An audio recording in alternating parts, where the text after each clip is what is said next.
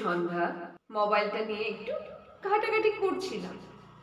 তো সেই ঘাটাঘাটি করতে গিয়ে একটা কবিতা বেরিয়ে এলো, এবং সেটা যিনি লিখেছেন উনি আমার খুব পছন্দের লোক।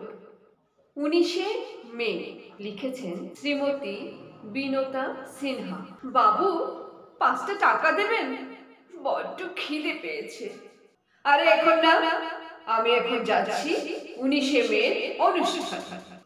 বাবু, 19শে মে? সে কি?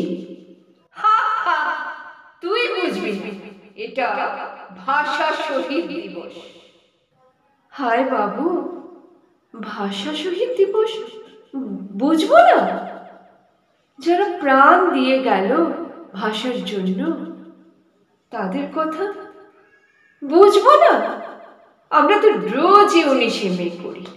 এই যে আপনার সাথে সগর্বে মাতৃভাষায় কথা বলছি, তাদের সম্মান জানাতে আমার আলাদা দিবসের প্রয়োজন পড়ে না।